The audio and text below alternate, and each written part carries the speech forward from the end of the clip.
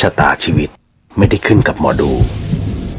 คำทำนายเป็นเพียงความน่าจะเป็นที่อาจเกิดเราคือผู้กำหนดทางเดินกรรมคือผู้กำกับชีวิตเลือกทำเลือกคิดในสิ่งที่ถูกในวันนี้ด้วยความปรารถนาดีจาก Life FM ตอน The เฮียน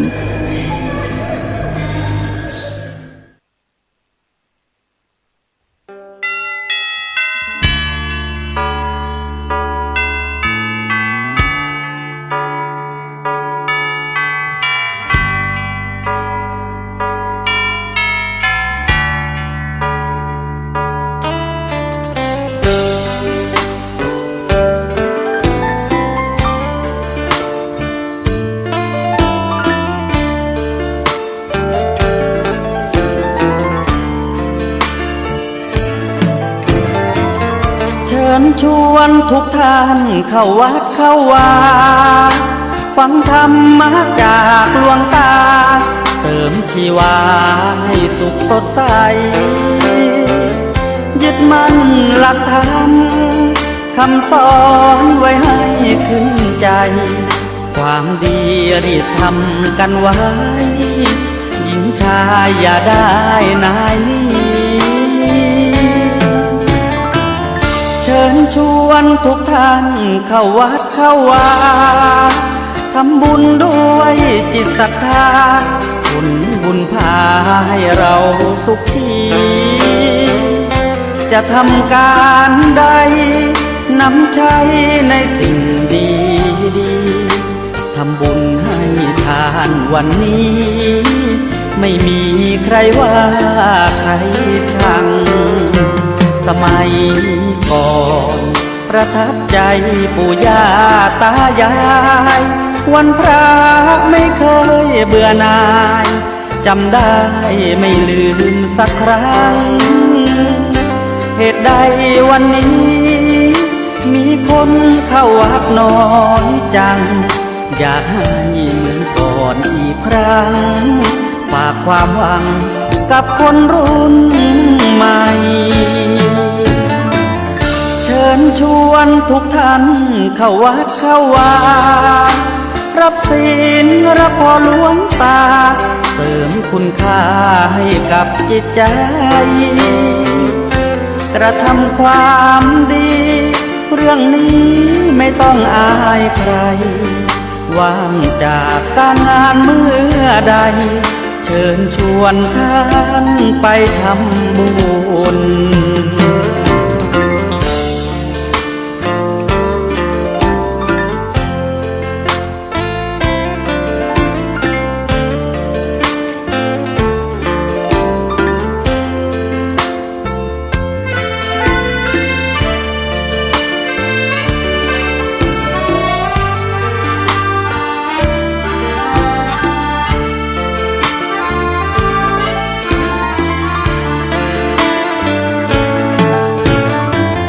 เชิญชวนมาไม้เข้าหลังก็มีนี่นามาเก้าหน่อยแฮปปี้อยู่กินเหล้านึงเยอะสุกเลิกเหล้าวันนี้เริ่มเลย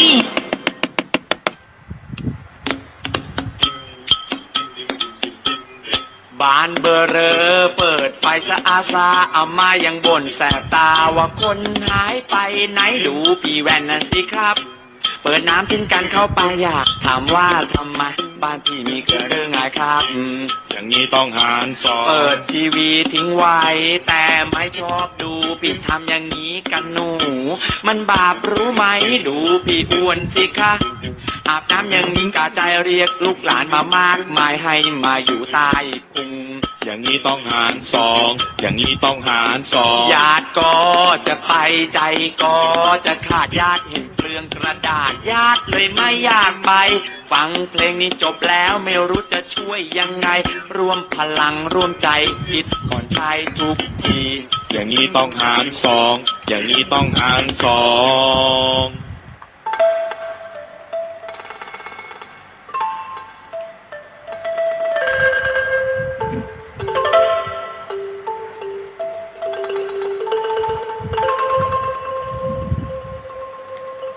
รายการนี้ไม่เหมาะกับเด็กอายุต่ำกว่า 15 ปี และตุ๊กแต๋วที่แฝงตัวมาหากินในพระศาสนา ผู้ปกครองหรือพระผู้ใหญ่ควรพิจารณาในการรับฟัง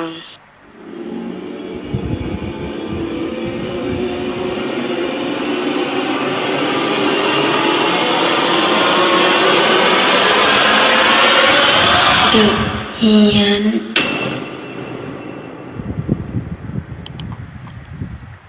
สวัสดีอย่างเป็นทางการฮะ เสียงไม่ค่อยมีนะ ใช้ตะโกนนะครับ จากกรุงเทพจ้านะฮะ FM 104.5 เมกะเฮิรตซ์ คุณกำลังฟังสถานีวิทยุเพื่อการศึกษาพระพุทธศาสนาและวัฒนธรรมนะฮะ ออกอากาศเป็นประจำตั้งแต่วันจันทร์จนถึงวันศุกร์วันนี้เฉพาะ เฉพาะกิจนะครับเพราะว่าพรุ่งนี้เดี๋ยวผมต้องเดินทางไปขอนแก่นนะฮะ ก็คอยดูแล้วกันก็จะมีประกวดมิสอะไรวะเขาเรียกมิสแกรนมิสแกรนขอนแก่นนะครับ ก็จะเริ่มตั้งแต่วันพฤหัสศุกร์แล้วก็เสาร์น่าจะถ่ายทอดทาง YouTube นะวันเสาร์นะครับแล้วก็คุณสามารถที่จะรับฟังได้ด้วยนะแล้วก็รับชมได้ด้วยเดี๋ยวลืมทักทายฮะสวัสดีฮะชาวพัทยา FM 92.0 GFM นะครับอันนี้สดจากกรุงเทพมหานครเพราะว่าต้องเตรียมตัวเดินทางกันแล้วนะฮะไม่สามารถเปิดอะไรได้มากมายเพราะเป็นที่พัก นะฮะส่วนตัวขอบพระคุณมากหายไปนานฮะเพราะว่าผมเดินทางก็เรียกว่าพาคณะไปกราบครูบาอาจารย์ด้วยนะครับทั้งภาคใต้ภาคอีสานเดี๋ยวพรุ่งนี้ขึ้นอีสานเนี่ยจะต้องไปกราบครูบาอาจารย์อีกนะครับแล้วก็ที่ภาคกลางก็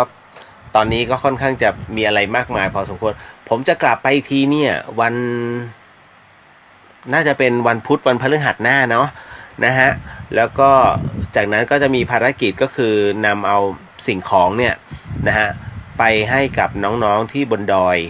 นะครับอีกรอบหนึ่งเป็นน่าจะเป็นรอบสุดท้ายของปีแหละอันนี้เฉพาะกิจจริงๆครับก็เป็นโครงการแค่พอเพียงก็เพียงพอนะฮะก็สวัสดีทุกท่านเลยทีเดียวขออนุญาตทักก่อนแล้วกัน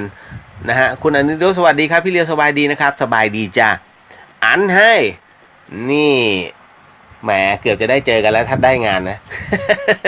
ศักดิ์ชัยบอกว่ารอฟังทางวิทยุครับนะครับผมนะฮะแล้วก็ยังมีคุณศักดิ์ชัยสวัสดีมีความสุขครับฝันดีครับอ้าวหลับแล้วเหรอทิ้งกันซะแล้วนะฮะสวัสดีค่ะอาจารย์มิ้นสวัสดีค่ะนะฮะเดี๋ยวประชาสัมพันธ์เลยวันที่14-15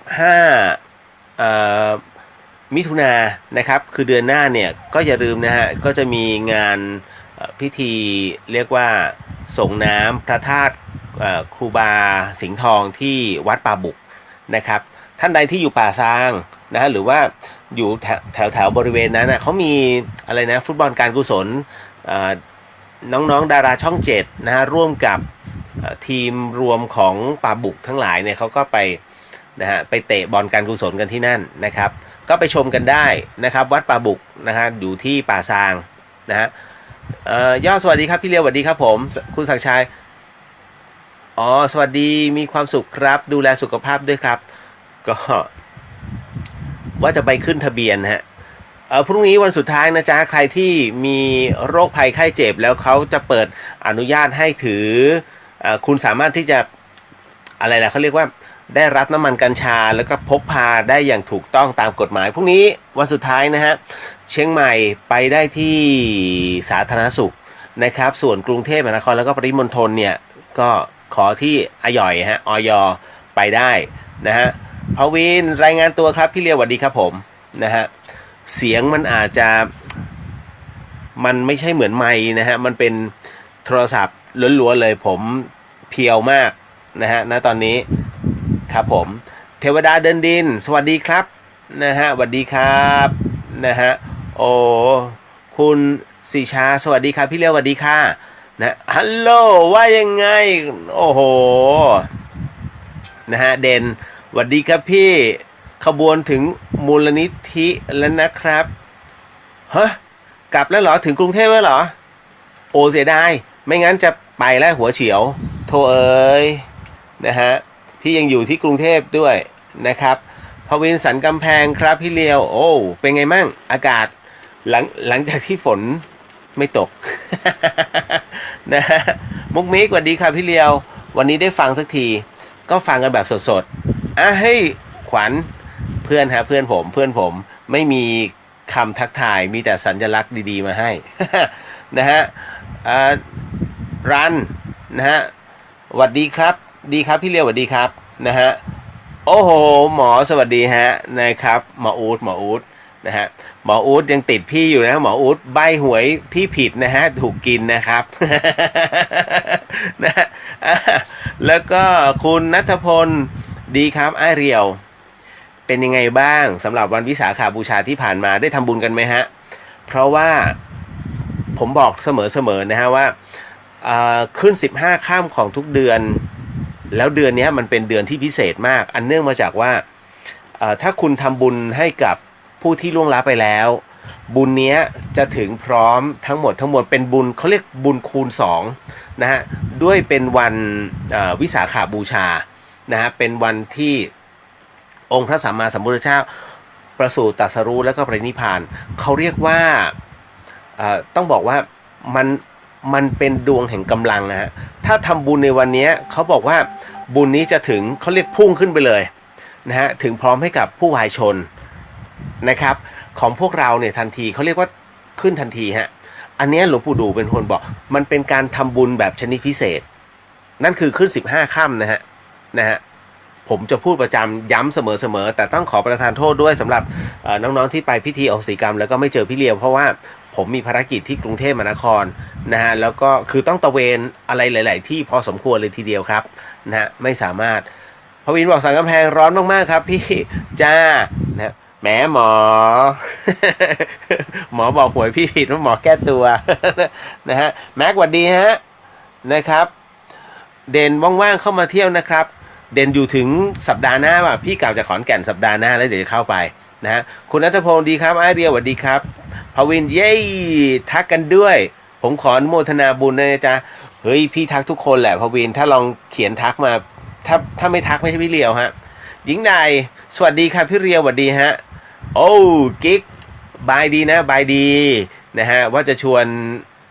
ไปหัวหินอีกรอบนะกิ๊กนะฮะคุณปีดาสวัสดีครับผมเสือขาวสวัสดีครับพี่สวัสดีครับเห็นเสือขาวเที่ยวตลอดแล้วพี่ก็ดีใจนะฮะพี่ก็อยากจะไปแบบเสือขาวบ้าง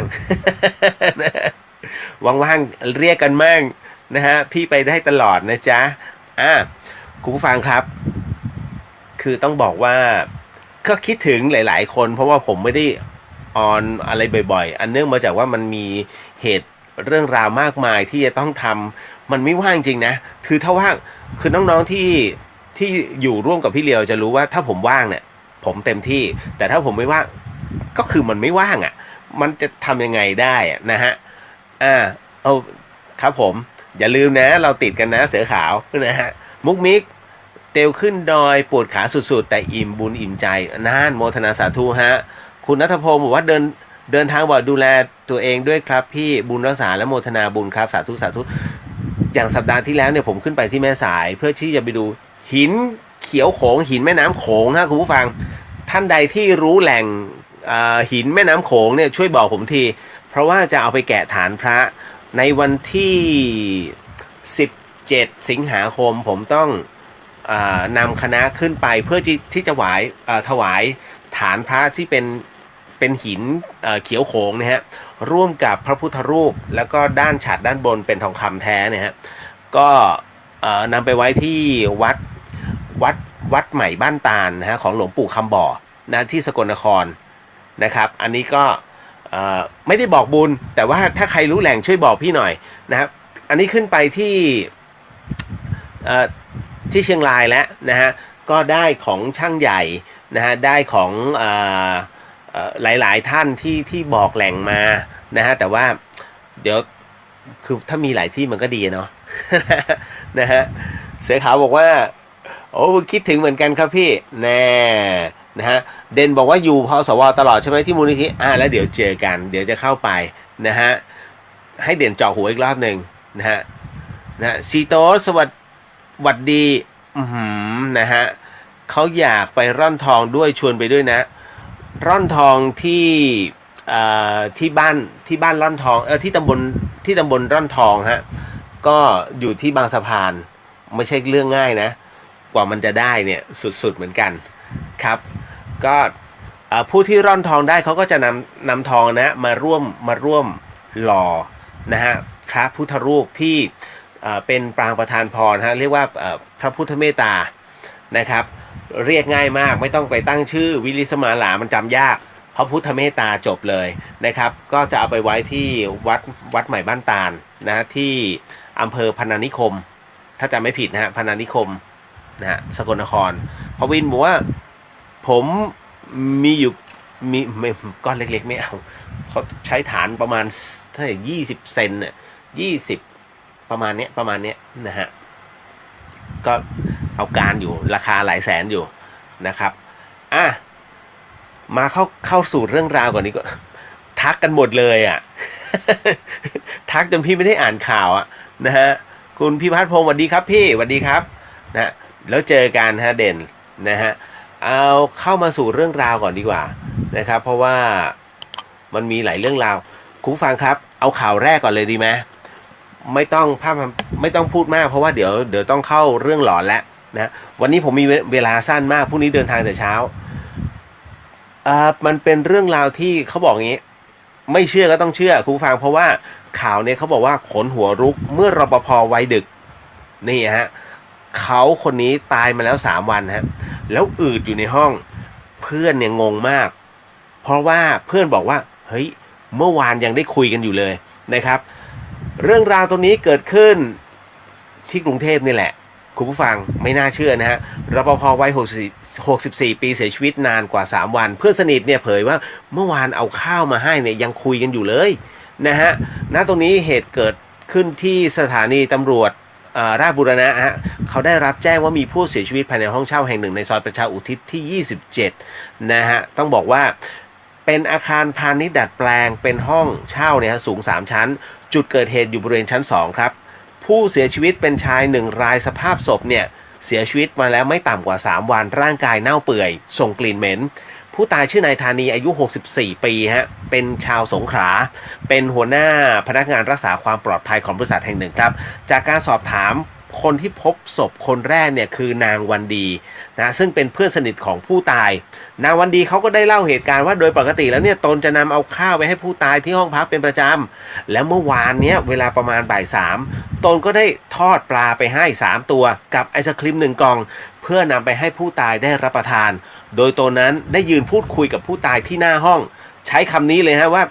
ได้คุยกับผู้ตายที่หน้าห้องโดยไม่ได้เดินเข้าไปในห้องแต่อย่างใดก็สังเกตเห็นผู้ตายเนี่ยนั่งชันเข่าแล้วก็ก้มหน้าโดยไม่หันมาสบตากับตนจึงสอบถามว่าทำไมเวลาคุยเนี่ยเธอไม่หันมามองหน้าฉันเลยส่วนผู้เสียชีวิตก็บอกกลับมาว่ากำลังยุ่งอยู่แต่ก็ไม่เห็นว่าในมือของผู้ตายนั้นทำอะไรนะตนเองก็เลยวางข้าวปลาอาหารไว้หน้าห้องแล้วก็เดินมาโดยไม่ได้เอะใจอะไรพอวันนี้มาหาอีกทีก็พบประตูห้องนั้นล็อกจากด้านในขอเรียกเท่าไหร่ก็ไม่เปิดจึงเอากุญแจสำรองมาเปิดพร้อมเข้าไปดูกับเพื่อนข้างห้องของผู้ตายพบว่าผู้ตายนั้นได้กลายเป็นศพหลายวันแล้ว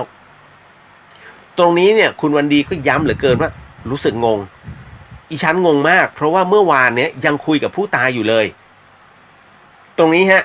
คุณนับเดือนนะซึ่งเป็นพนักงานธุรการของบริษัทแห่งหนึ่งย่านประชาอุทิศเนี่ยนะฮะซึ่งอาศัยอยู่ในตึกเดียวกันก็เล่าว่าตนก็สังเกตเห็นผู้ตายนั่งอยู่หน้าตึกเมื่อวานยังสงสัยอยู่เหมือนกันว่าผู้ตายเสียชีวิตได้อย่างไรมา 3-4 วันแล้วเฮ้ยมันน่าค้นหามากฮะ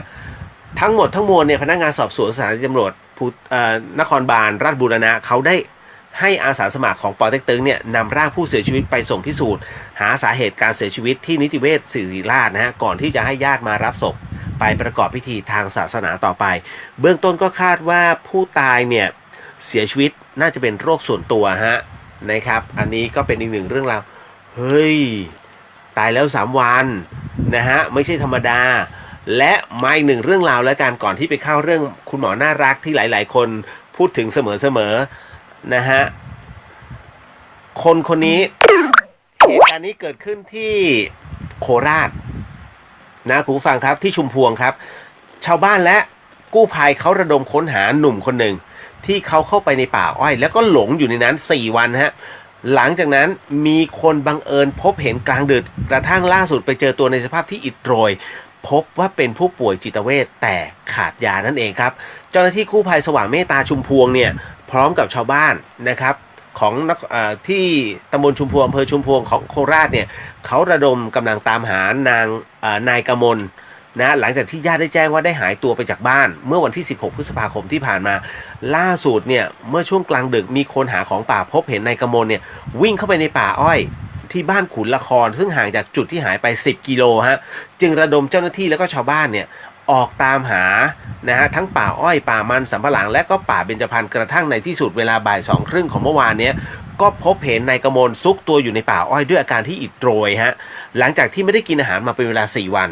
ญาติพี่น้องจึงได้นำข้าวปลาอาหารหรือว่าน้ำเปล่าเนี่ยเข้าไปให้นายกมลก่อนเพื่อบรรเทาอาการอิดโรยแล้วก็หิวกระหายหลังจากนั้นก็ได้นำตัวกลับออกมาจากบ้านแล้วก็มาที่บ้านเกิดเพื่อเป็นการเรียกขวัญและก็กำลังใจหลังจากสอบถามญาติๆก็ทราบว่าเมื่อช่วงเย็นของวันที่16นั้น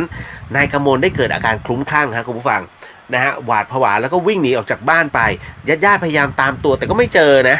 ฮะเมื่อหายไปเป็นเวลา24ชั่วโมงก็ไปแจ้งความจำไว้นะคุณผู้ฟังถ้าคนหายยังไม่ถึง24ชั่วโมงตำรวจไม่รับแจ้งฮะแต่ถ้าเมื่อไหร่ก็ตามที่คนหายครบ24ชั่วโมงคุณไปแจ้งความตำรวจจะรับแจ้งความและก็จะทำการค้นหาทันทีฮะแต่ล่าสุดเขาบอกว่ามีคนหาของป่าแจ้งว่าบังเอิญนะฮะเขาบอกว่าบังเอิญว่าไปพบเห็นนายกมลเนี่ยอยู่ในป่าอ้อยที่ขุนละครเมื่อช่วงกลางดึกก็ได้ระดมเจ้าหน้าที่กู้ภัยเข้าไป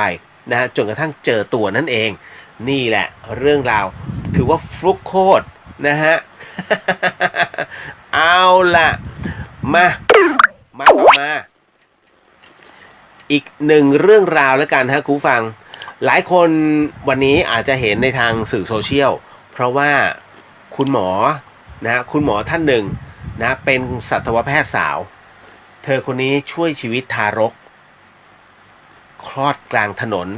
แล้วเธอคนนี้ไม่เคยทำคลอดคนมาก่อนฮะคุณหมอโมสัตวแพทย์หญิงเนี่ยสุดดีใจที่ช่วยทำคลอดเด็กเผยไม่คิดว่าจะดังระบุการรักษาชีวิตคนกับสัตว์ต่างกันก็แค่ขนาดตัวเท่านั้นสัตวแพทย์หญิงวารีลิ้มรุ่งสุโขเจ้าของคลินิกหมอมนรักสัตว์หรือว่าหมอมนนะสัตวแพทย์สาวนะที่ได้ช่วยเรียกว่าที่ได้ช่วยแรงงานต่างด้าวทำคลอดเด็กจนได้รับเสียงชื่นชมจากโซเชียลจำนวนมากเธอก็ได้เปิดเผยกับนักข่าวนะถึงเหตุการณ์ที่เกิดขึ้นนะบอกว่าโดยขณะที่หมอกำลังทำการรักษาสุนัขอยู่นั้นเองก็มีชายคนหนึ่งวิ่งเข้ามาที่คลินิกและขอให้ช่วยไปดูเด็กคลอดหน่อยเพราะเด็กคลอดออกมาแล้วเนี่ยนิ่งไปเลยหากหมอไม่ไปเสี่ยงว่าเด็กคนนี้น่าจะเป็นอันตรายซึ่งตอนนั้นเนี่ยทำให้ตัดสินใจใส่ถุงมือแล้วก็วิ่งตามไปพอไปถึงที่เกิดเหตุก็พบกับแม่ของเด็กนอนอยู่และลูกที่อยู่ตรงนั้นโดยเด็กนั้นนอนแน่นิ่งไปแล้วครับคุณผู้ฟังไม่หายใจนะฮะผมย้ำว่าเด็กทารกไม่หายใจแล้วซึ่งรู้สึกสงสารมากจึงพยายามช่วยแต่เนื่องจากว่าที่เกิดเหตุไม่มีอุปกรณ์อะไรเลยจึงขอให้นำเด็กไปที่คลินิกพอมาถึงที่คลินิกปุ๊บหมอก็พยายามจะล้วงคอแล้วก็ดูดเอาน้ำคร่ำออกนะฮะก็จะเป็นไอ้แบบคล้ายๆจุ๊บยางฮะหมอก็จะบีบก่อนเพื่อเอาลมออกแล้วก็เอาไอ้จุ๊บเนี่ยเข้าปากไปแล้วก็พอบีบปุ๊บเนี่ยนะฮะมันจะดูดเข้าทันทีนะก็ดูดเอาน้ำคร่ำออกก่อนที่เด็กจะมีอาการดีขึ้นแล้วก็ร้องไห้ออกมาโดยที่แม่ของเด็กนั้นส่องไฟเรียกว่าส่องไฟอยู่นะฮะแต่ไม่ทราบอาการเพราะตอนนั้นห่วงเด็กมากหมอมนบอกว่าการได้ไปช่วยเหลือเด็กนะฮะชีวิตคนในครั้งนั้นนะรู้สึกดีใจมากแล้วก็ตื่นเต้นและไม่คิดว่าจะดังแต่มีคนนะแชร์คลิปต่างๆไปเยอะมากส่วนคนที่แชร์คลิปเหตุการณ์นั้นก็เป็นลูกค้าที่นำสุนัขมารักษานะที่คลินิกพร้อมกล่าวว่าหลักการรักษาและช่วยชีวิตระหว่างคนกับสัตว์นั้นต่างกันแค่ขนาดตัวเท่านั้นเองแต่การรักษานั้นเหมือนกันหมดก็คือช่วยให้มีลมหายใจนั่นเองฮะคุณผู้ฟังคุณหมอเก่งมากต้องบอกฮะชื่นชมครับชื่นชมนะฮะพอแล้วไหมนะฮะ มันมีอีกเรื่องมันมีหลายเรื่องนะฮะมีเรื่องของมงคลกิจที่นะคนหน้าพักไทยศรีวิไลนะฮะถ้าจะแย่เพราะว่าคุยไว้เยอะในโลกโซเชียลก็โดนถล่มไปกำลังจะเข้ามาขอเข้ามาครูบาอาจารย์นะฮะแล้วก็ขอเข้ามาสถาบันที่เคารพรักนะฮะผมจะบอกว่าพระนครเหนือเนี่ยพระจอมเกล้าพระนครเหนือนี่ฮะนะฮะเขาเป็นมหาวิทยาลัยที่เป็น เป็นเทคนิคที่เขาเรียกว่าไม่ตีนะฮะเป็นชั้นปัญญาคนเป็นเรียกว่าเป็นชั้นปัญญาชนของแท้นะหรือว่าเทคนิคพระนครเหนือก็ตามพระนครเหนือเนี่ยเขาเฟืองทองเขาไม่ยุ่งกับใครคนที่เขาเรียนช่างกลเนี่ยเขาจะรู้กันดีนะฮะพอคุณคนนี้หัวหน้าพักมาพูดปุ๊บนี่โอ้โหจบเลยนะฮะเรารู้อยู่แล้วเพราะว่าผมอะคนบางซื่อเส้นบางซื่อถึงนนทบุรีบางซื่อถึงนนท์เนี่ยมันผ่านเรือพระจอมเกล้าพระนครเหนือด้วยพระจอมเกล้าด้วยเห็นมาตลอดผมยังไม่เคยตั้งแต่นั่งรถมาผมเห็นมีตีกันที่หน้าสถาบันพระจอมเกล้าแต่ไม่ใช่เด็กพระจอมเกล้านะฮะเมื่อก่อนมันเขาเรียกช่างกลบางซ่อนช่างกลบางซ่อนกับ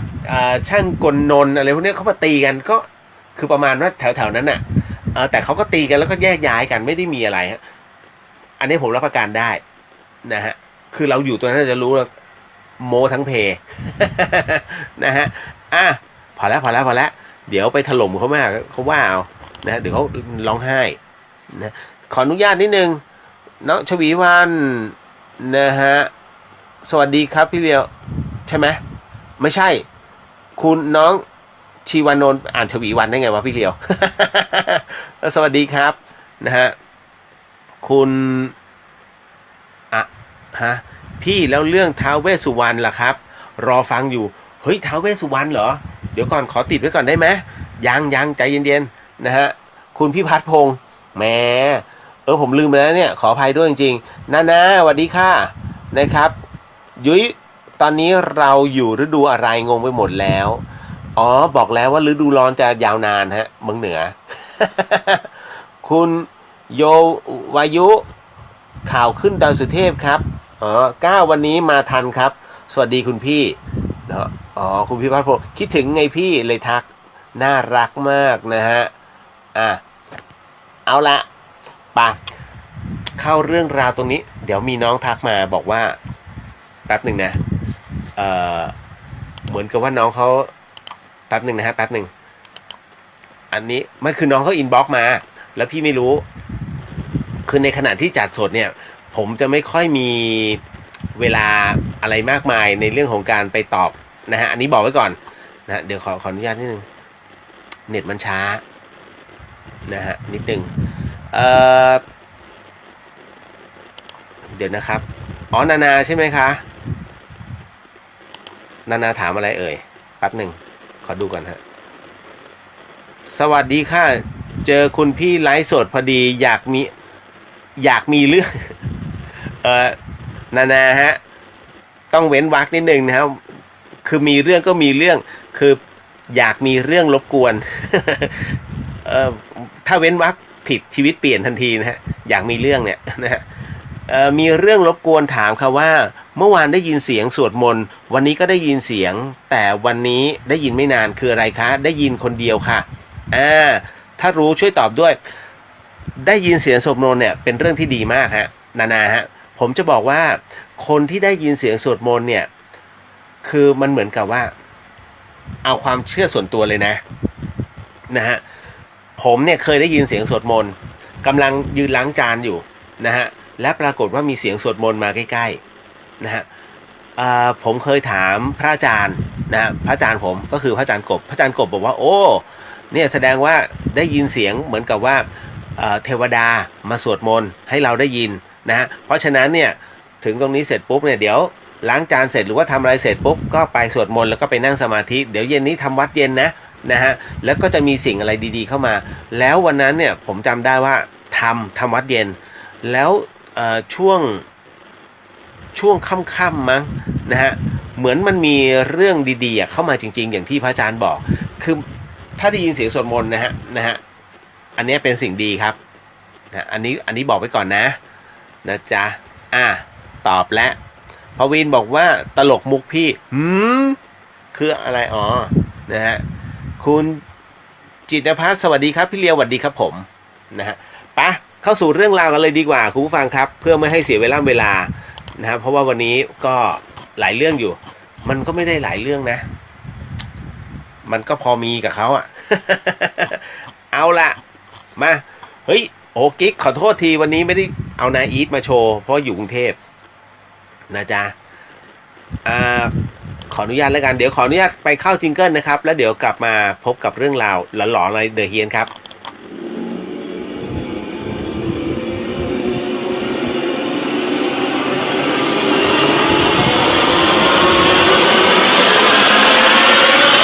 เดอะเฮียน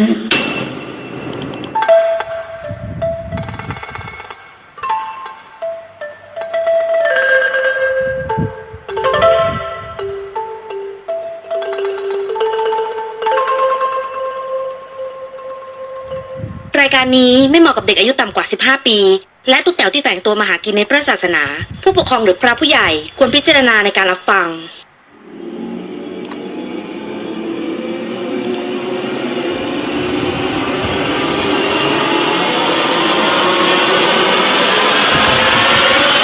เดอะเฮียน เอาละฮะครูฟังครับก็เป็นประจำทุกค่ำคืนกับเดอะเฮียนนะฮะวันนี้เฮียนสั้นๆแต่ไม่เยอะ สิ่งที่คุณผู้ฟังต้องบอกฮะว่าสิ่งที่คุณผู้ฟังกำลังจะได้ยินได้ฟังจากผมต่อไปนี้นั้นอย่าเชื่อนะฮะให้ฟังหูไว้หูแล้วก็ใช้วิจารณญาณทุกครั้งในการรับฟังเรื่องราวประเภทนี้ฮะข้อสำคัญอยากให้คุณผู้ฟังได้ฟังเป็นนิยายเพราะเรื่องราวที่ผมกำลังจะเล่าต่อไปนี้นั้นส่งมาโดยในไปนะฮะและสนับสนุนเรื่องราวตรงนี้โดยนาอีเซรั่มแชมพูฮะแชมพูที่ลดอาการหลุดร่วงของเส้นผมวันนี้ไม่มีโชว์เพราะผมร่วง พูดเล่นไม่ใช่หรอกนะฮะเป็นเรียกว่าเป็นแชมพูที่ลดอาการหลุดร่วงจริงๆนะฮะเอาละฮะในค่ำคืนนี้และเรื่องราวที่ไปนำเสนอมานะฮะต้องบอกเลยว่าไม่ยาวแต่เรื่องสั้นๆนะฮะเขาให้ผมเป็นตัวแทนในการเล่าเขาเล่าว่า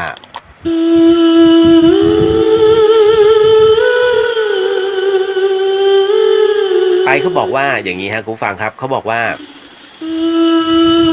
เมื่อปี50ฮะไปบอกงี้ว่าเมื่อปี50ผมเข้าเรียนที่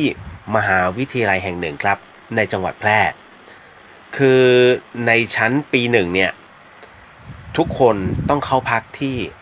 หอในของมหาวิทยาลัยแห่งนี้นะฮะครูฟังครับไปเขาบอกงี้ว่าวันเกิดเหตุเนี่ยน่าจะประมาณเทอม2ตอนนั้นเนี่ย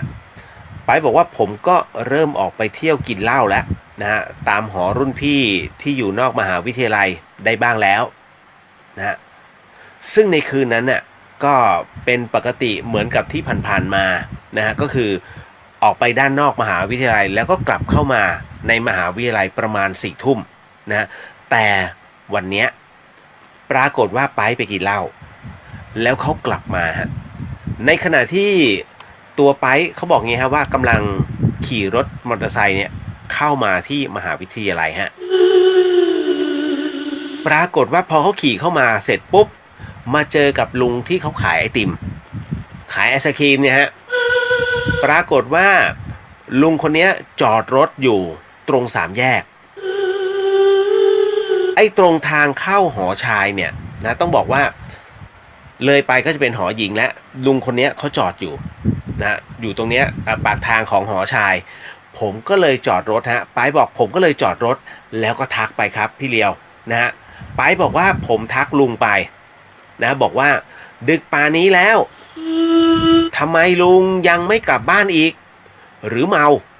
นะฮะหรือเมาจนกลับไม่ไหวแล้วแกก็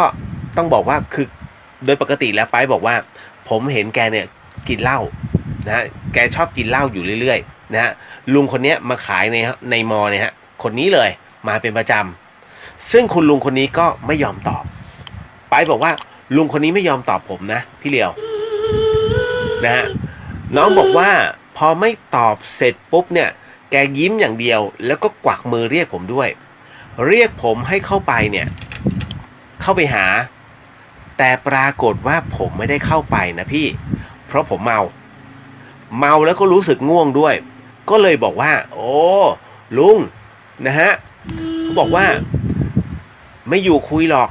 ไม่อยู่คุยเป็นเพื่อนหรอกผมง่วงมากนะพรุ่งนี้มีเรียนเช้าด้วยพูดจบ ผมก็ขี่รถเข้าหอทันทีฮะพี่เดียวไปบอกต่อว่าพอตื่นขึ้นเนี่ยตื่นเช้าขึ้นมาเขาก็อาบน้ำนะที่หอนะแต่งตัวเพื่อจะไปเรียนตามปกติเลยในตอนนั้นเองฮะ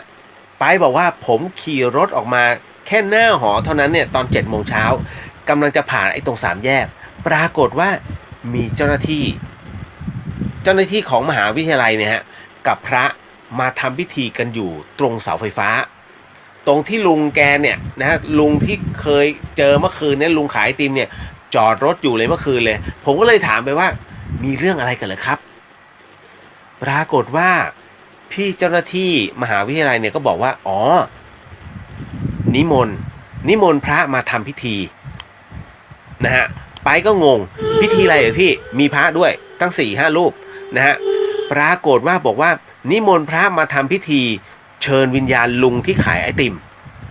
ผมก็เฮ้ยคือ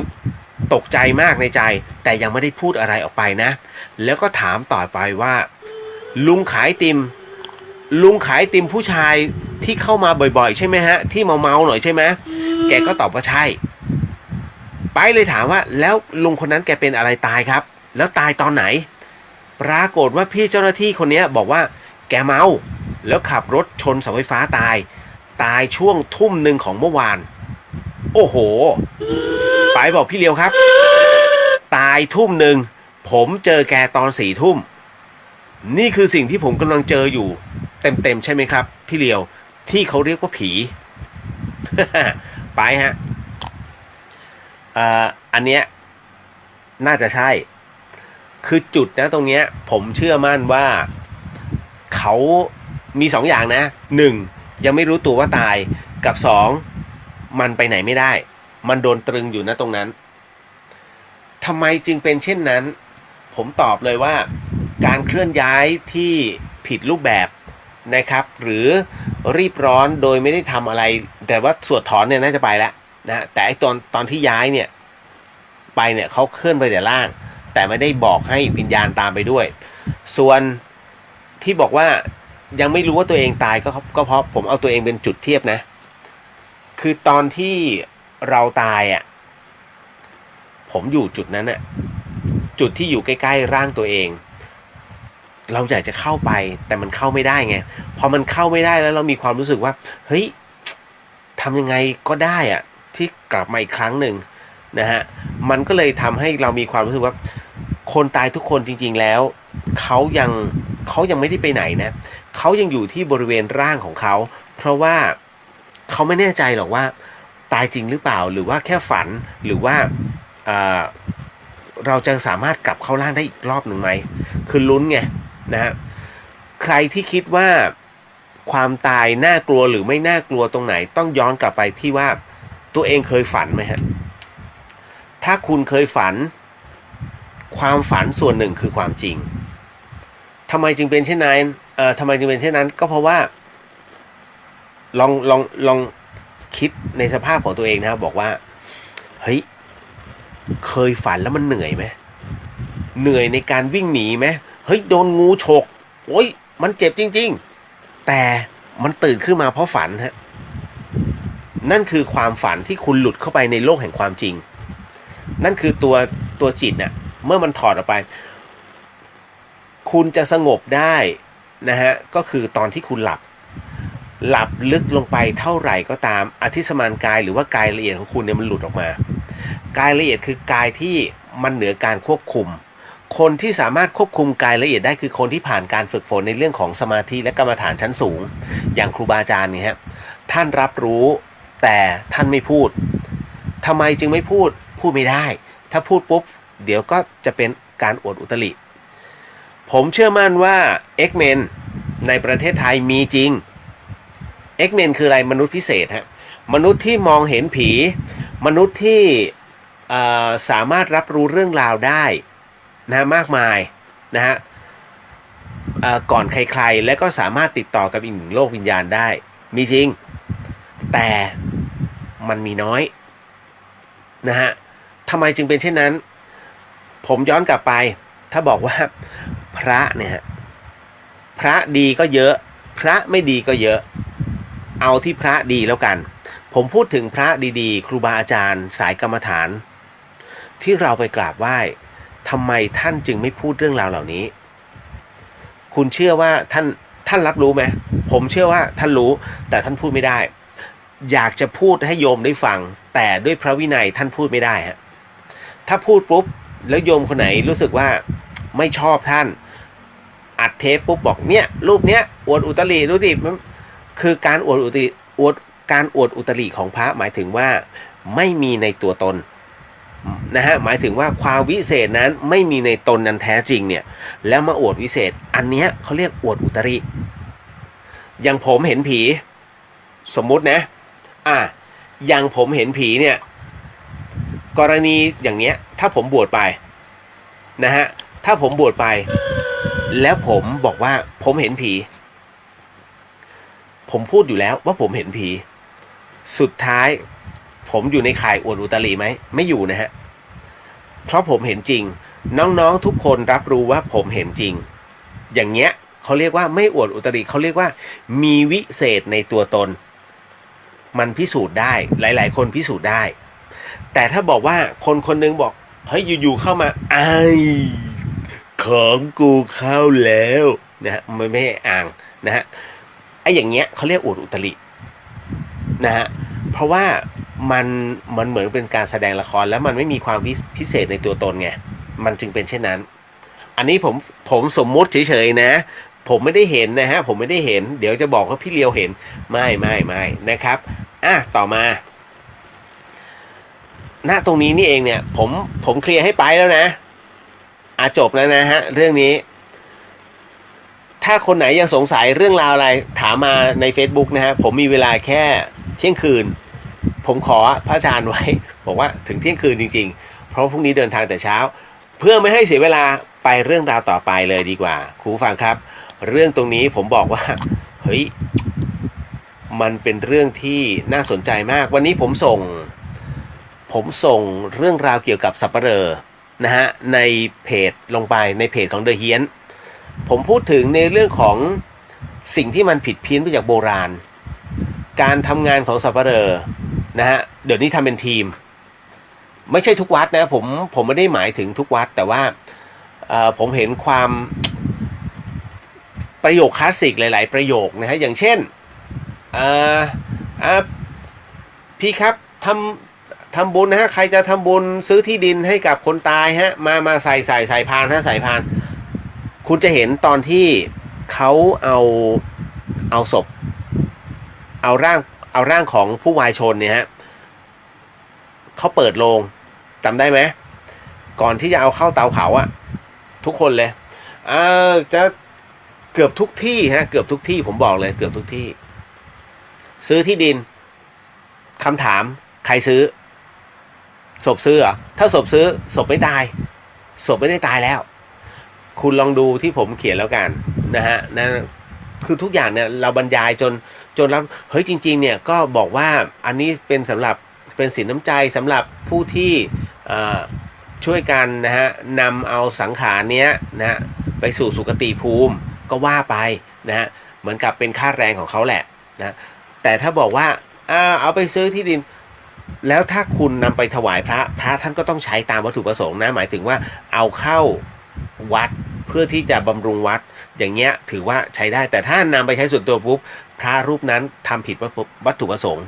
ก็ถือว่าเป็นศีลผิดศีลอดินาถึงกับปาราชิกนะจ๊ะมันอยู่ที่เจตนาด้วยแต่ถ้าโยมหรือว่าน้องสัปเหร่อทั้งหลายบางวัดผมใช้คำว่าบางพื้นที่นะฮะที่จะใช้คำนี้ผมว่าเปลี่ยนเถอะนะฮะจริงๆแล้วเนี่ยผมจะเขียนว่าไอ้เงิน1 บาทที่เขาใส่ปากผีเอาไว้เนี่ยนะฮะใส่ไว้เพื่อกุศโลบายนะฮะคุณผู้ฟังคือหลายคนอาจจะรู้แล้วที่ผมเคยพูดเอาไว้นะฮะเงินปากผี1 บาทที่เขาใส่เอาไว้เนี่ยจริงๆแล้วเขาใส่ตั้งแต่วันแรกที่จะเอาศพเข้าไปอยู่ในโลงทำไมจึงเป็นเช่นนั้นนั่นก็คือที่ผมเขียนเอาไว้นะผมบอกว่าการที่เขาเอาศพการที่เขาเอาไว้เอาเหรียญบาทไว้ในปากเนี่ยของศพนั้นเพื่อที่จะเป็นกุศโลบายทางธรรมนะฮะเป็นกุศโลบายสำหรับตอนที่เมื่อเผาศพฮะคุณฟัง เมื่อเผาศพแล้วปรากฏว่ากระดูกไหม้หมดแต่เงิน1 บาทที่อยู่ในปากเนี่ยยังตกอยู่ที่เตาเผานี่คือกุศโลบายที่บอกว่าแม้คุณจะร่ำรวยมากน้อยแค่ไหนก็ตามเมื่อตายแล้วเงินแค่บาทเดียวก็ยังไม่สามารถติดตัวไปได้เลยเพราะอะไรฮะก็เพราะว่ามีแต่ความดีบุญกับความชั่วก็คือกรรมเท่านั้นฮะมันมีบุญกับบาป2 อย่างทั้งที่ติดตัวของเราไปนะมันจะเป็นกุศโลบายให้กับตอนที่พิธีเก็บกระดูกแล้วพระท่านเนี่ยจะทำการสอนญาติไม่ได้เกี่ยวกับคนอื่นเลยเงิน1 บาทเนี่ยเกี่ยวกับการสอนญาตินะฮะของผู้วายชนพระเวลาสวดก็ไม่ได้สวดให้ศพฟังถ้าสวดศพฟังเนี่ยเปิดทีวีเลยดีกว่าอ้าวก็ศพจะได้ดูด้วยนะการสวดศพเนี่ยฮะคือสวดให้โยมเนี่ยฟังนะแต่บังเอิญว่าเป็นบาลีโยมฟังไม่รู้เรื่องก็แค่นั้นเองนะสวดไปแปลไปอย่างเงี้ยโยมรู้เรื่องนะฮะอย่างวัดชนประทานยุวราชรังสฤษฎ์ที่ปากเกร็ดนะของหลวงพ่อปัญญานะฮะอันเนี้ยท่านสวดไปแปลไปให้โยมก็จะฟังอ๋ออย่างนี้นี่เองนะครับเรื่องราวตรงนี้นะจ๊ะแหมติดไว้ก่อนดินะฮะพิพัฒน์พงศ์เอาแต่เรื่องท้าวเวสสุวรรณได้พวินบอกว่าผมเห็นผีบ่อยแต่ไม่เคยเล่าให้พี่ฟังสักเรื่องหนึ่งเลยครับผมขี้เกียจพิมพ์ครับเดี๋ยวพี่กลับถึงเชียงใหม่ก็จะลองคิดว่าพี่จะลองเปิดสายแล้วเดี๋ยวจะลองเปิดสายให้ทางบ้านเนี่ยนะฮะโทรเข้ามาเล่าเรื่องผมจะบอกว่านี่หลวงปู่กันตศรีโรฮะมอบปลุกเสกมาให้หลวงปู่กันเป็นพระอาจารย์เป็นพระอีกรูปหนึ่งที่อยู่พังงานะฮะวัดสันติวรารามฮะแล้วก็ท่านเป็นอีกหนึ่งครูบาอาจารย์ที่ต้องบอกว่าสายหลวงปู่เทศโอ้เยอะหลวงปู่ท่านน่ะเนี่ยพอสมควรนะฮะก็ท่านฝากอันนี้มานะฮะเป็นที่รักและเคารพของชาวภูเก็ตนะฮะแล้วก็ชาวพังงาแล้วก็ชาวกระบี่นะครับนะฮะฝากมาให้เดี๋ยวถ้าใครเล่าผมก็จะแจกคือของฟรีไม่มีในโลกน้องบางคนใช้ความกล้านะฮะไปในทางอีกหลายๆทางซึ่งมันไม่ได้รับผลตอบแทนแต่ถ้ามาตรงเนี้ยเฮ้ยเราวินไงนะฮะเราก็แน่นอนที่สุดผมก็ไม่อยากติดหนี้น้องใช่ไหมเพราะฉะนั้นเนี่ยเมื่อน้องมีความเมตตากับเราก็ต้องมีความเมตตากลับไปแค่นั้นเองฮะนะฮะนี่คือเดอะเฮียนฮะบอกแล้วรายการนี้ นะฮะแฟร์ฟิปาเข้าสู่เรื่องราวเรื่องที่2ครับประจำค่ำคืนนี้นี่คือเดอะเฮียนทาง FM 104.5 MHz แล้วก็ 92.0 GFM พัทยาครับคุณฟังครับเดอะเฮียนครับ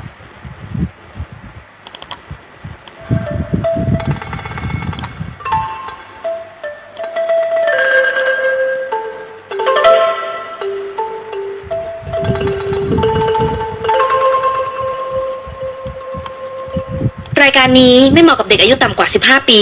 และตุ๊กแต๋วที่แฝงตัวมาหากินในพระศาสนาผู้ปกครองหรือพระผู้ใหญ่ควรพิจารณาในการรับฟัง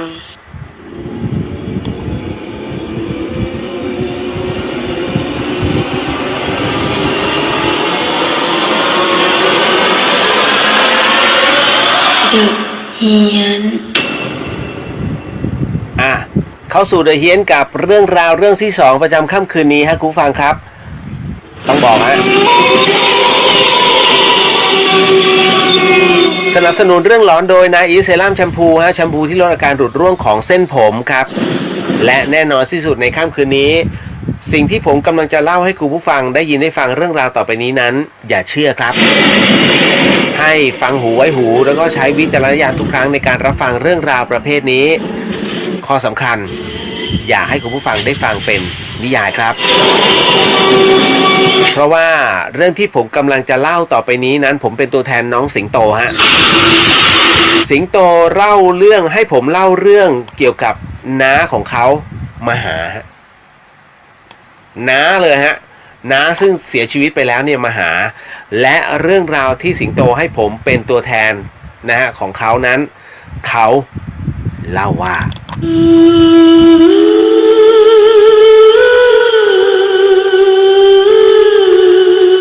น้องบอกว่ามันเป็นการแลกเปลี่ยนประสบการณ์นะฮะคุณผู้ฟังครับ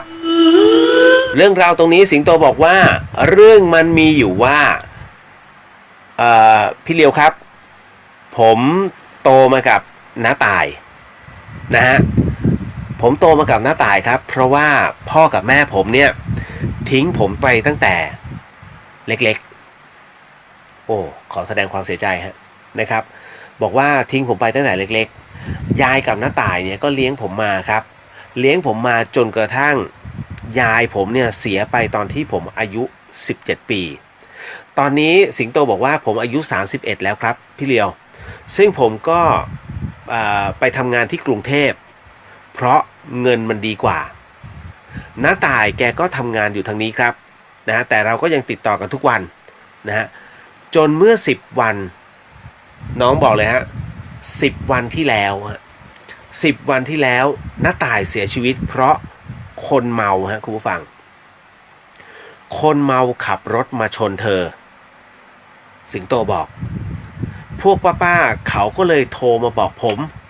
ผมก็รีบนะกลับนะมาที่บ้านเลยนะเพื่อที่จะไปจัดเตรียมหลักฐาน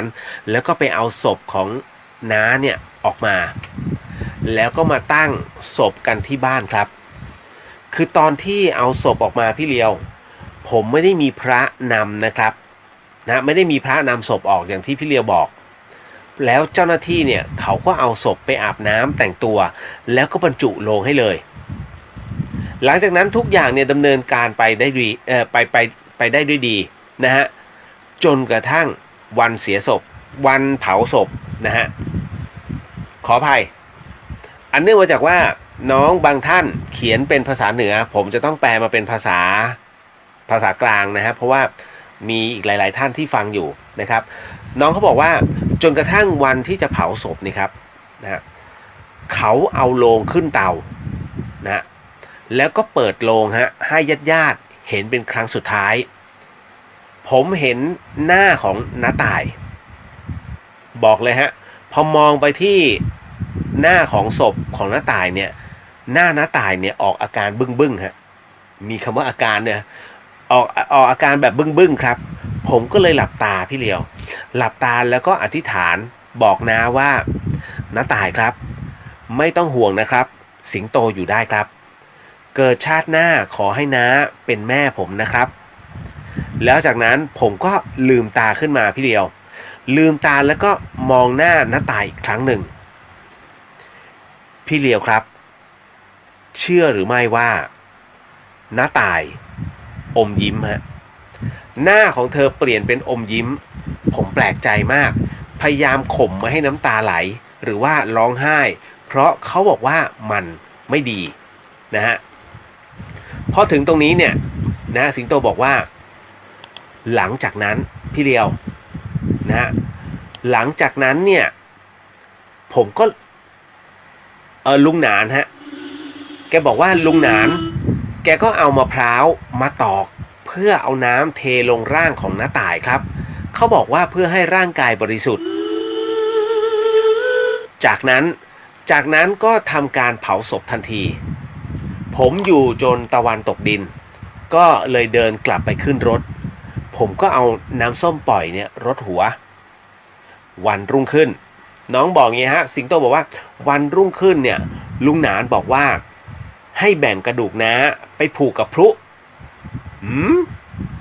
ไปผูกกับพลุเหรอฮะเพื่อส่งน้าขึ้นสวรรค์แล้วที่เหลือก็จะเก็บไว้ในกู่หรือว่าในเจดีย์ฮะคุณผู้ฟังหรือจะเอาลอยอังคารก็แล้วแต่นะฮะแล้วแต่เราครับผมก็เลยขอเก็บไว้ที่บ้านก่อนคือเรียกว่าคืนก่อนผมจะกลับกรุงเทพพี่เลียวสิงโตบอกงี้ว่าคืนก่อนที่ผมจะกลับกรุงเทพเนี่ยปรากฏว่าน้าตายมาหาผมที่บ้านครับพูดอย่างนี้เลยฮะหมายถึงว่าน้าตายเนี่ยมาหาผมที่บ้านนั่นก็คือมาเห็นเลยพี่เลียวตอนนั้นเนี่ยผมกำลังนั่งเช็คงานอยู่ นะฮะสิงโตบอกผมกำลังนั่งเช็คงานจากโน้ตบุ๊กอยู่ด้านล่างเวลานั้นเกือบ5 ทุ่มฮะแล้วเสียงหมาข้างบ้านมันหอนมากหอนยาวมากแล้วจากนั้นดอกไม้ในแจกันฮะที่ยังสดอยู่สิงโตมาบอกว่าผมเอาดอกไม้เนี่ยของงานน่ะที่มันเหลืออยู่นะฮะที่จัดไปที่บ้านเนี่ยเอามาใส่ไว้เพราะว่ามันสวยๆให้มันสวยๆแล้ววางไว้ที่โต๊ะรับแขกอยู่ๆมันคว่ำลงมาที่พื้นผมก็หันไปดูก็ปรากฏว่าเห็นแจกันเนี่ยมันตกแต่มองลึกๆไปยาวๆเนี่ยฮะปรากฏว่าไปถึงบ้านมองไปถึงหลังบ้านคุณผู้ฟังไปถึงหลังบ้านก็ไม่ได้เปิดไฟปรากฏว่าน้าต่ายครับน้าต่ายซึ่งตายไปแล้วนะฮะน้าต่าย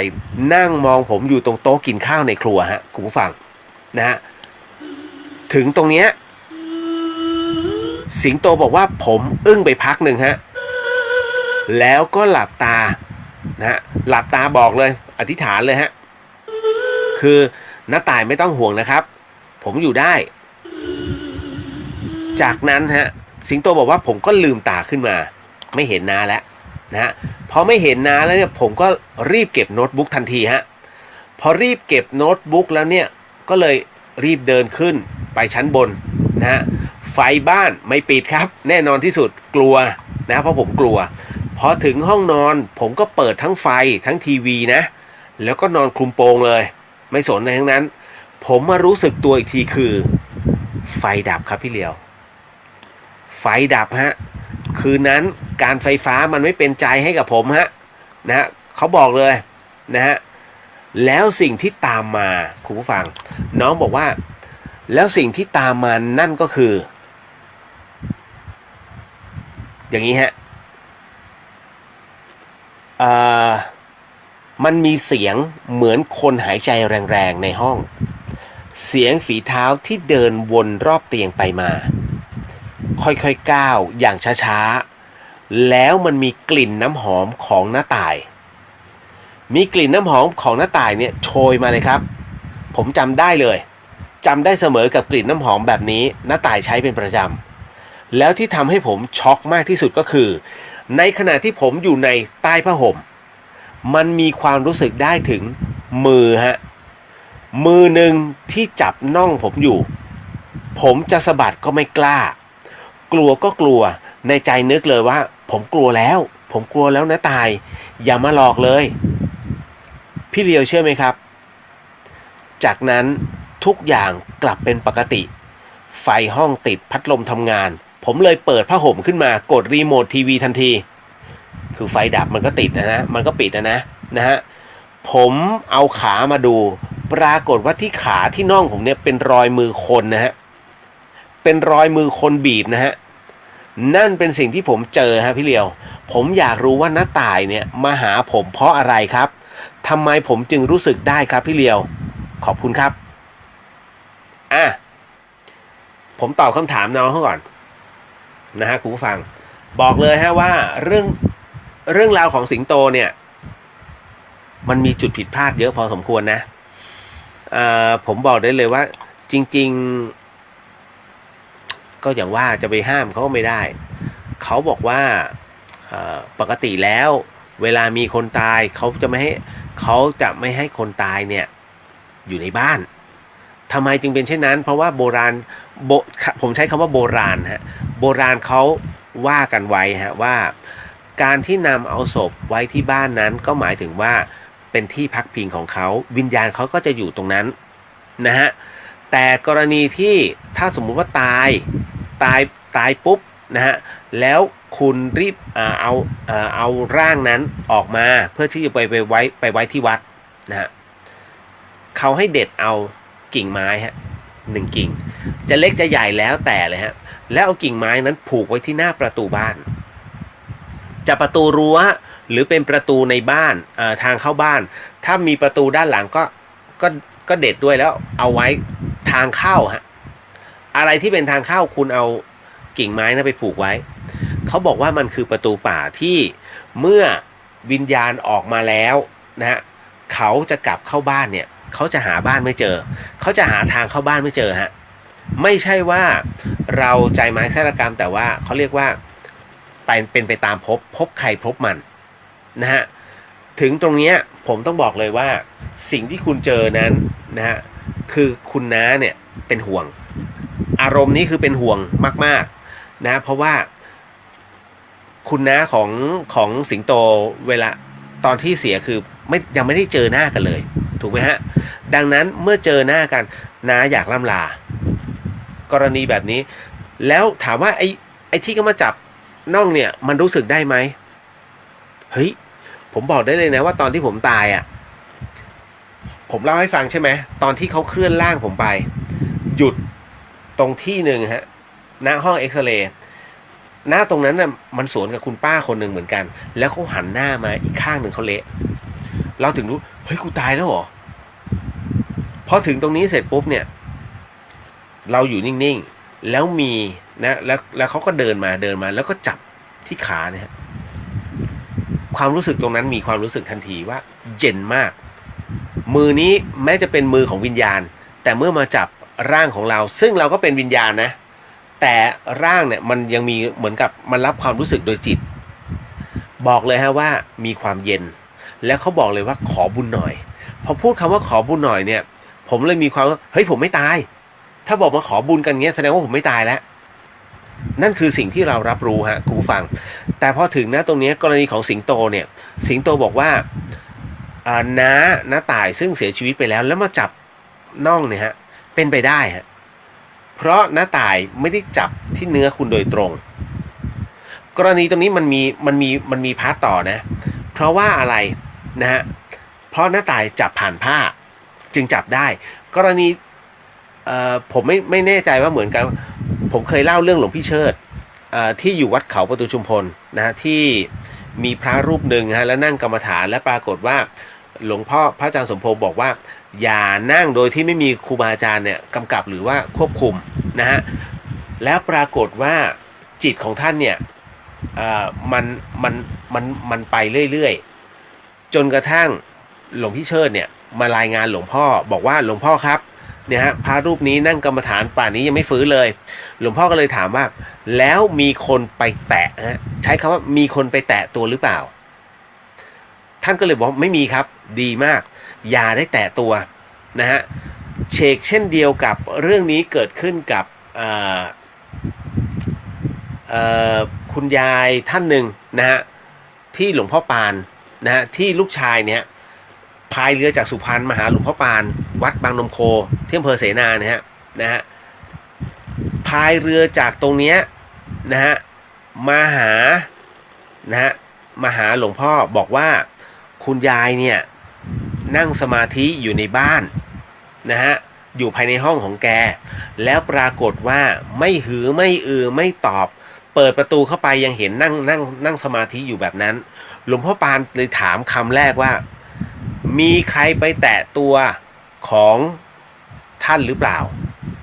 หลานจึงบอกว่าไม่มีครับบอกดีมากอย่าแตะต้องเด็ดขาด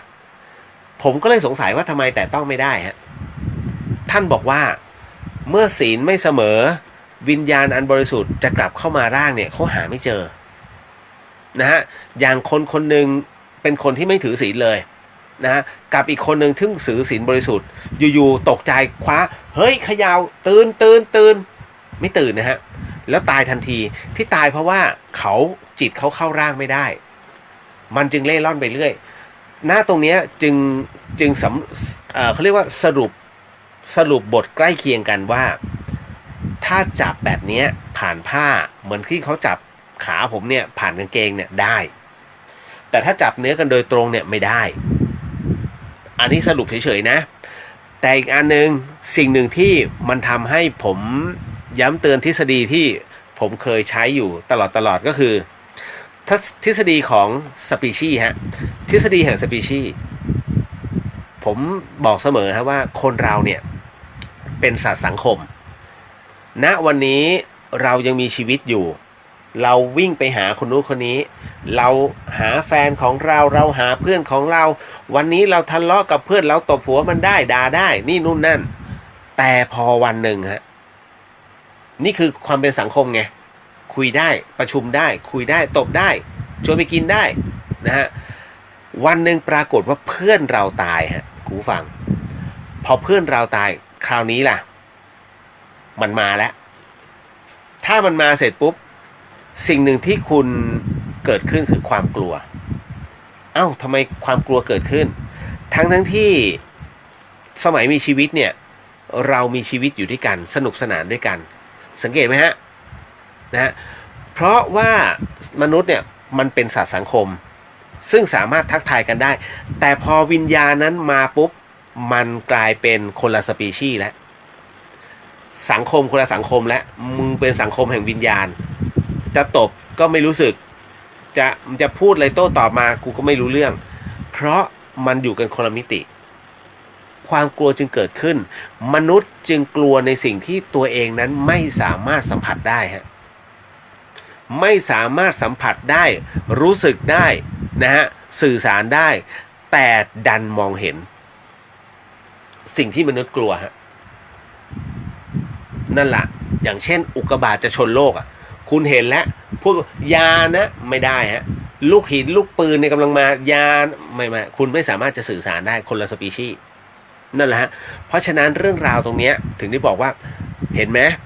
คุณกับน้าแม้จะรักกันมากแค่ไหนนะฮะเปรียบดังบุพการี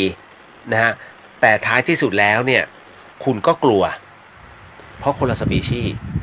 อันที่สองฮะอันต่อไปฮะอันที่สามที่บอกว่าเกิดชาติหน้าฉันใดขอให้เป็นแม่ผมนะผมเข้าใจฮะสิงโตนะฮะสิงโตนั้นนะครับแม้ว่าเรียกว่าน่าจะเป็นผู้ที่เติบโตมาเพียงลำพังนะฮะแต่ก็อยู่ในความดูแลของคุณยายกับคุณน้า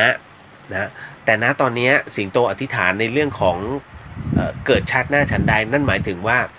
เป็นการขอให้มีเกิดเขาเรียกให้มันขอให้เกิดวัฏฏะสงสารขึ้นอีกรอบหนึ่งซึ่งจริงๆแล้วเนี่ยเป็นได้เป็นไปไม่ได้ขึ้นอยู่กับบุญและกรรมของแต่ละคนนะดังนั้นณตรงนี้หมายถึงว่าเขาเรียกว่าขอห่วงพ่วงต่อไปการเกิดด้วยกันนะฮะมันคือพ่วงเราไปด้วยนะฮะอย่างเช่นฉันจะขอรักเธอทุกชาติไปนะเราจะไม่พรากจากกันสมมุติว่าชาตินี้เขาตายเสร็จปุ๊บแล้วคุณตายตามไปอีก10 ปีต่อมาคุณตายตามอันนั้นไปเกิดไอ้นี่ไปเกิดตาม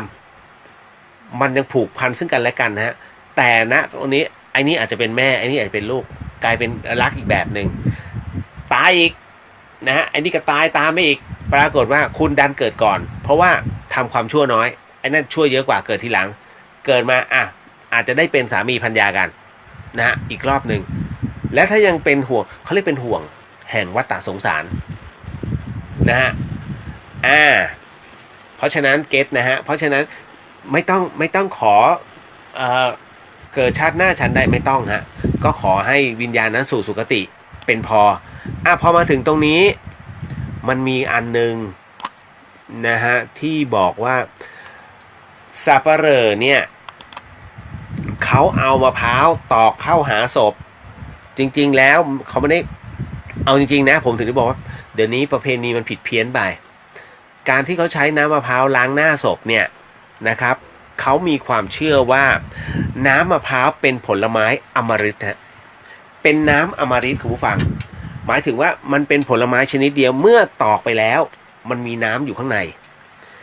การนำน้ำมะพร้าวมาล้างเนี่ยคือเขาเรียกน้ำอมฤตเป็นน้ำอันบริสุทธิ์น้ำศักดิ์สิทธิ์เนี่ยเอามาล้างหน้าของผู้วายชนนั้นเปรียบเสมือนว่าให้ผ่องใสนะฮะให้สีหน้าเพราะในน้ำมะพร้าวมีโมเลกุลฮะใครอยากจะหน้าเด้งเต่งตึงคุณเอาน้ำมะพร้าวล้างหน้าเชื่อผมให้กระทืบเลยถ้ามันไม่นิ่มผมพูดเรื่องจริงนะเพราะเวลาผมกินน้ำมะพร้าวเนี่ยผมจะเหลือน้ำมะพร้าวนิดนึงเอาเทใส่มือแล้วผมลูบหน้าหลายคนจะหัวเราะแต่ปรากฏว่านักวิชาการฮะบอกเลยฮะว่าเฮ้ยคุณถูกต้องเพราะในน้ำมะพร้าวมีเขาเรียกว่ามีโมเลกุลที่สามารถปรับสภาพผิวให้มันนุ่มได้ ลองดูฮะไม่ได้เหนียวนะน้ำมะพร้าวเป็นน้ำที่ไม่เหนียวนะครับบางคนถ้าน้ำเหนียวคือมันผสมน้ำตาลแล้วล่ะนะฮะลองดูเอาจริงผมจัดรายการถ้าไม่มีหลักฐานผมไม่พูดหรอกนะครับดังนั้นเนี่ยต้องบอกไปลองดูใช้น้ำมะพร้าวล้างหน้าดูนะฮะเขาไม่ได้ล้างตัวนะจ๊ะเขาใช้ล้างหน้าเพราะว่าย้ำอีกทีน้ำมะพร้าวคือน้ำอมฤตฮะนะครับต่อมามีอีกไหมจริงๆที่ไม่มีพระนะฮะไม่เป็นไรก็อธิษฐานนะครับกระดูกใช่ไหมกระดูกที่มันเป็นความเชื่อของชาวเหนือหรือเปล่าผมก็ไม่รู้นะเอากระดูกผูกติดกับพุแล้วยิงไม่ให้มันแตกตุ้มให้มันฟุ้งเล่นๆนะฮะมันจะไม่ได้บุญนะไม่ได้ขึ้นสวรรค์นะฮะมันฟุ้งไปลงบ้านหลังคาใครเนี่ยกระดูกคือแคลเซียมเวลามันฟุ้งออกไปเนี่ยตามหลังคาบ้านเนี่ยนะฮะไอแคลเซียมมันจะไปเกาะแล้ววันหนึ่งสมมุตินะบ้านหลังหนึ่งรองน้ำฝนอยู่แคลเซียมจะตกมันคือหินปูนฮะเก็ตนะแต่ผมเชื่อคือเราเนี่ยเก็ตคนที่ฟังรายการเนี่ยเก็ตแต่ว่าผู้เฒ่าผู้แก่หรือว่าประเภทอีโก้จัดฉันต้องเป็นผู้นำต้องจิตวิญญาณต้องเชื่อมั่นแบบนี้ตุ้มไม่เชื่อวิชาการ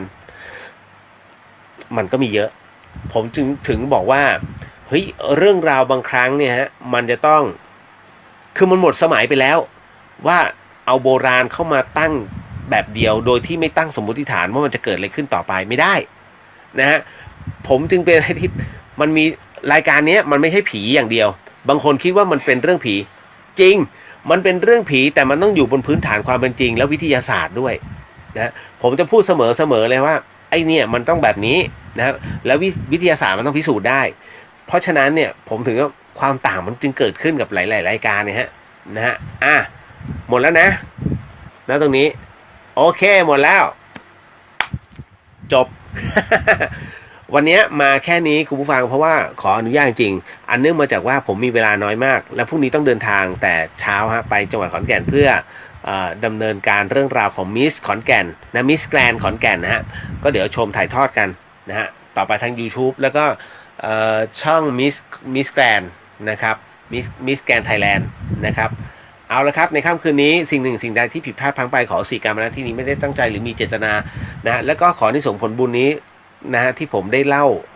เนี่ยในเรื่องราวทั้งหมดทั้งมวลนี้ก็ขออานิสงส์ผลบุญนี้จงมีถึงผู้ที่เกี่ยวข้องในทุกเรื่องราวและก็ขอบุญนี้จงถึงแด่คุณผู้ฟังทุกท่านที่ฟังเดอะเฮียนนะทั้งตอนนี้แล้วก็ฟังย้อนหลังทุกท่านนะฮะก็ขอให้มีความสุขสมมุ่งมั่นความปรารถนาทั้งหมดทั้งมวลฮะสาธุสำหรับค่ำคืนนี้คงต้องลาคุณผู้ฟังไปก่อนพบกันใหม่กับเดอะเฮียนในโอกาสต่อไปฮะสำหรับค่ำคืนนี้ราตรีสวัสดิ์นะครับพี่น้องชาวเชียงใหม่และจังหวัดชลบุรีครับ